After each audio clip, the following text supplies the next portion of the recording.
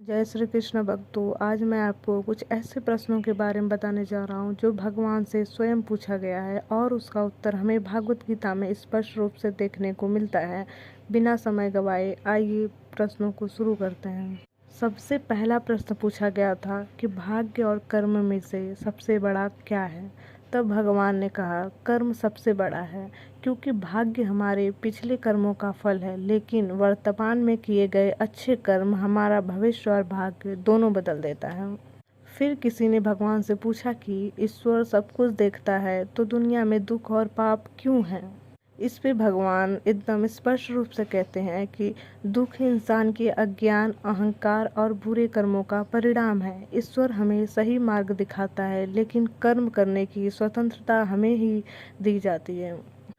और इसके बाद प्रश्न पूछा गया कि भगवान से कैसे जुड़ा जाए या उन्हें कैसे प्रसन्न किया जाए। यह प्रश्न बहुत से भक्तों का पूछा जाने वाला प्रश्न है। इस पे भगवान ने उत्तर दिया, भगवान तक पहुँचने का सबसे सरल मार्ग भक्ति और प्रेम है।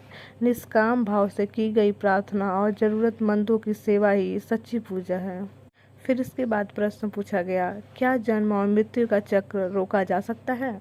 इस पे भगवान ने कहा, हाँ, जब मनुष्य मोह माया को छोड़कर मोक्ष की प्राप्ति कर लेता है तो वह जन्म और मृत्यु के चक्र को रोक सकता है। फिर इसके बाद किसी ने पूछा, अच्छे लोगों के साथ हमेशा बुरा क्यों होता है। तो इस पे भगवान ने मुस्कुरा के कहा, हर मनुष्य को अपने संचित और वर्तमान कर्मों का फल भुगतना पड़ता है। आज का दुख पिछले किसी बुरे कर्म का परिणाम हो सकता है, इसलिए अपने वर्तमान को सोच समझ के व्यतीत करना चाहिए। फिर अगला प्रश्न पूछा गया, क्या प्रार्थना करने से भाग्य बदला जा सकता है।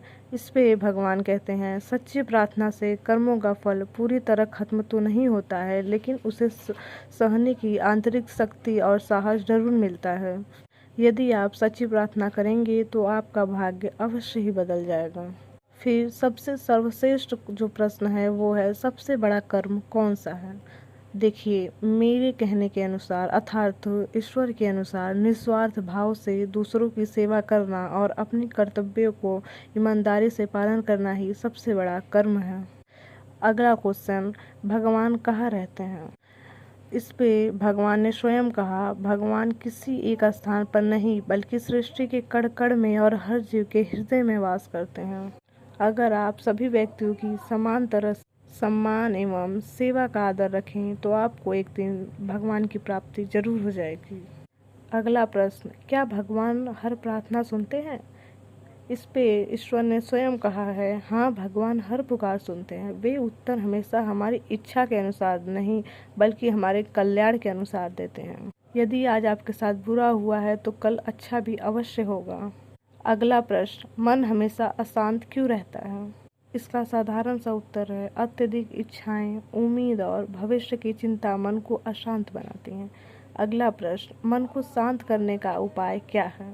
इसका उत्तर है, वर्तमान क्षण में जीना, संतोष रखना और ध्यान करना मन को शांत करने का एकमात्र उपाय है।